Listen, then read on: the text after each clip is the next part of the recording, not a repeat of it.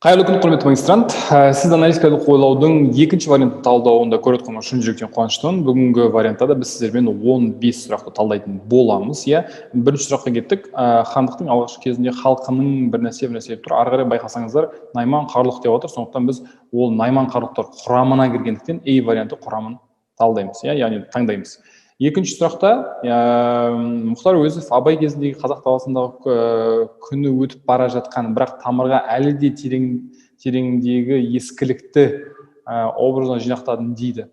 Бұл жерде Мұхтар Әуезовтің өзінің сөзінен және біз Абай жолы эпопеясының ішінен ол Құнанбайдың образы екенін білеміз. Себебі Құнанбай өзі заманы дәурені өтіп бара жатқан қартайған кезіндегі мәселелерді айтылады, ол суреттеледі.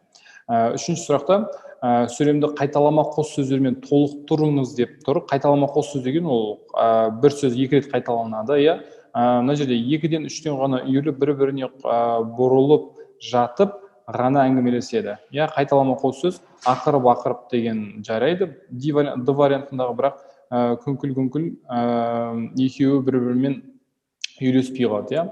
Қаңқу дауыспен деген ол болмайды. Қыбыр-жыбыр, сыбыр-сыбыр деген В вариантындағы менің сөзім келеді. Себебі ол бірінші контекстпен де келеді, екіншісі ол қайталама қос сөз есебінде болып тұр. Үшінші сұраққа келейік. Үшінші сұрақ бізде екіден үштен ғана үйіріліп біріне бірі бұрылып жатып ғана әңгімелеседі деп тұр. Бұл жерде енді сұрағында қайталама қос сөз деп тұр. Қайталама қос сөз ол бізде екі сөзі де бірдей, ортасында сызықшасы бар сөздер. Демек бізде ол ақырып, күңкіл. Мына жерде несі қалып кетті, сызықшасы, бірақ Д вариантын таңдаймыз, ары қарай кете береміз. Төртінші сұрақ. Келесі тапсырмалар төмендегі мәтін бойынша берілген мәтіннің мақсатын анықтаңыз. Енді мәтінді өзін қысқаша оқыған кезде ол жерде біз оның сөздің қоғамдағы рөлін көрсетуге бағытталғандығын, яғни Б вариантының дұрыс екендігін тауып алады екенбіз. Келесі тапсырма төмендегі мәтін бойынша берілген мәтінге сәйкес тақырып таңдаңыз. Опять же, бұл жерде егер біз мәтінді оқитын болсақ, онда бұл жердегі дұрыс варианты бізде В варианты, яғни сөз хақында екенін, сөз туралы екендігін білетін едік. Енді алтыншысында білдіру сөзіне мағынасы жақын сөзді табыңыз деген кезде, ол білдіру, ол біздегі қазақ тіліндегі енді білдіру, ол көрсету де болуы мүмкін, жеткізу де болуы мүмкін, сызу да болуы мүмкін, фігуру степени. Бұл не істегеніңізге байланысты. Алтыншы сұраққа келдік. Мына жерде білдіру сөзіне мағынасы жақын сөзді табыңыз деп тұр. Ол жеткізу, білдіру, ол жеткізу, бір нәрсені біреуге үйрету мағынасында. Жетінші сұрақ. Робот антропоморфтық деген деп басталады. Жетінші сұрақтың жауабы берілген мәтінге сәйкес тақырыпты таңдаңыз деген кезде біз бұл жерде робот туралы айтып жатқандықтан оны робот деп таңдап алады екенбіз, А вариантын. Енді сегізінші вариантта антропоморфтық сөзіне мағынасы жақын деген сөз. Ол антропоморфтық деген кезде біз нені түсінеміз? Антропоморфтық деген кезде ол адамға ұқсайды. Антропология деген мысалы ғылым бар. Ол антропология адамның жасына байланысты бір зерттейтін ғылым еді. Антропос, қателеспесем, адам деген мағынаны білдіретін еді. Антропоморфтық деген ол адам тәрізді. Морфология деген сөз негізі қазақ тіліндегі ол тек қана тіл біліміне байланысты сөз емес. Морфология ол сырт көрінісі, сырт келбеті деген нәрсені білдіреді. Сол кезде ол адам тәрізді деген сегізінші сұрақтағы Е вариантын таңдаймыз, ары қарай кете береміз. Келесі сұрақта берілген мәтіннің мақсатын анықтаңыз. Тоғызыншы сұрақтағы бұл жердегі біздің мақсатымыз ол салыстыру. Неге салыстыру? Себебі қараңыз. Робот антропоморфтық әрекеттер, қимылдар жасайтын мәшине. Робот қоршаған әлеммен әрекеттескен кезде адамның немесе жануарлардың қызметтері мен іс-әрекеттерін ішінара немесе толық атқарады. Алғашқы роботтарды деп айтып келе жатыр. Сәбилерге көмекші. Сонымен қатар ізгі интеллектуалдық роботтар да пайда бола бастады. Олардың әрқайсысы атқаратын қызмет атауларына байланысты әртүрлі. Мысалы, өнеркәсіптік робот өндіріс заттарын орнын ауыстыру және технология құрылымдардың қызметін орындайды. Бұл жерде не үшін бізде 9-шы сұрақта Д варианты? Не үшін салыстырып отыр? Себебі басында роботтардың бір түрін айтып отыр, одан кейінгі бөлікте роботтардың екінші түрі.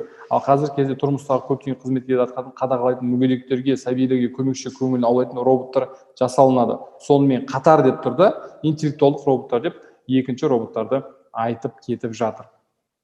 10-шы сұрақтың басы берілген, оң ықпал ету деген сөздің мағынасын тап деген кезде ол жақсы әсер қалдыру деген түсінеміз. Себебі дұрыс бағалау, көмек беру, 10 рет өлшеу, ұтымды ойлау емес, оң ықпал ету, ол әсер ету ғой. Значит, жақсы әсер қалдыру деген вариантты таңдайды екенбіз. 11-ші сұрақта сый тарту. Бұл жерде берілген мәтіннің мақсатын анықтаңыз. Мәтінді қысқаша оқитын болсақ, бұл жерде біз оның түрлі халықтың сыйлық тарту үрдісіне салыстыру келтірілгенін түсінеміз. Себебі басы өзі сый тартудан басталып тұр, ары қарай соның ішіндегі мағынаға қарай біз оның А варианты екенін тауып алсақ болады екен. 12-ші сұрақта бізде сый тартуды ары қарай жалғастырып тұр. Берілген мәтінге сәйкес тақырыпты таңдаңыз деген кезде, жаңа сый тарту болды ғой әңгіме басында, ең басында. Сондықтан бұл жерде біз сол сый тартуға байланысты әңгімелер болғандықтан Си вариант таңдаймыз. Әлем елдерін үйрену тойына не сыйлайды? Енді неге олай екендігін естіген кезде, қараған кезде байқасаңыз, ішінде Малайзия, Грузия, одан кейін Вьетнам сияқты мемлекеттер, Жаңа Гвинея деген сияқты мемлекеттер жазылған, солардың үйлену тойына байланысты жасалынатын сыйлар айтылғандықтан Си вариантын таңдаймыз, ары қарай кете береміз. Этнолингвистика. Фактіге сәйкес келетін жауап. Енді бұл жерде этнолингвистикаға байланысты нәрселер берілген, и сол айтылған фактілердің ішінен ең сәйкес келетіні ол бізде Си варианты. Этнолингвистика ол тілдік фактор екендігі. 14-ші сұрақ бізде мәтінге сәйкес келетін ақпаратты табыңыз дейді. А және Б варианттары берілген. Бұл жерде біз осы Б вариантын таңдаймыз. Этнолингвистика этностың рухани мәдени байлығын тіл арқылы ашады.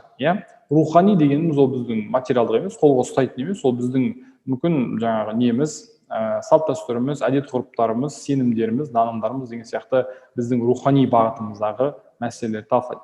15-ші сұрақта мәтіндегі мәліметтің ақпарат көзін анықтаңыз деген кезде, бұл жерде біз мәтін тіл білімі терминдердің сөздігінен үзінді есебінде берілген. Себебі бұл бұқаралық ақпарат құралы газет емес, мәтін ресми құжаттан алынған үзінді емес, мәтін прозадан алынған жоқ, және мәтін романнан үзінді емес. Бұл жерде ол тіл білімі терминдеріне байланысты анықтама берілген, сол анықтаманы алып бізге бергендіктен бұл жерде біз С вариантын таңдаймыз да, осымен екінші варианттың талдауын аяқтайды екенбіз.